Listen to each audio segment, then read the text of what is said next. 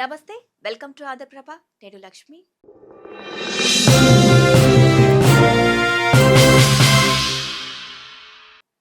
అప్పులు తీర్చుకోవడానికి అడ్డదారులు తొక్కిన భార్యాభర్తల గలీజ్ దందా వెలుగులోకి వచ్చింది.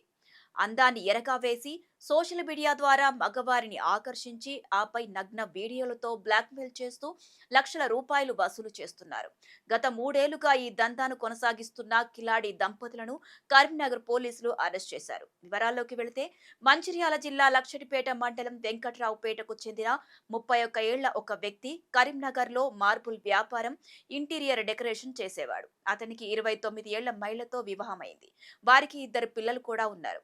అయితే వ్యాపారంలో నష్టాలు రావడం, కొనుగోలు చేసిన ఫ్లాట్లకు ఈఎంఐలు కట్టడం కష్టంగా మారడంతో ఈ దంపతులు దారి తప్పారు. సులభంగా డబ్బు సంపాదించేందుకు హనీ ట్రాప్ ను వృత్తిగా ఎంచుకున్నారు.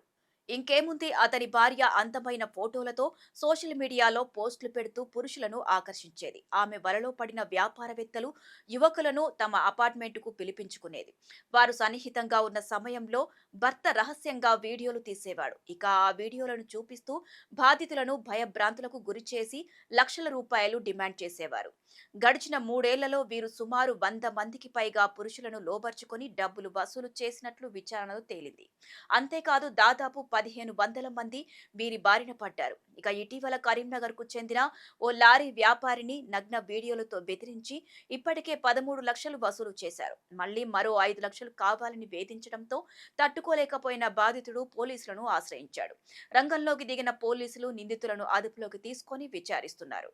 వారి నుంచి మొబైల్ ఫోన్లు, వీడియోలు, ఇతర ఆధారాలను స్వాధీనం చేసుకొని విచారణ కొనసాగిస్తున్నారు. ఈ ఘటన జిల్లాలో కలకలం రేపింది. సోషల్ మీడియా ద్వారా పరిచయమయ్యే వ్యక్తుల పట్ల అతిగా సన్నిహితంగా ఉండటం, గుడ్డిగా నమ్మి వారిని కలవడానికి వెళ్లడం ప్రమాదకరమని పోలీసులు హెచ్చరిస్తున్నారు. వీరితో అప్రమత్తంగా ఉండాలని, అనుమానాస్పదంగా వ్యవహరించే వారిపై వెంటనే పోలీసులకు సమాచారం ఇవ్వాలని అధికారులు హెచ్చరిస్తున్నారు.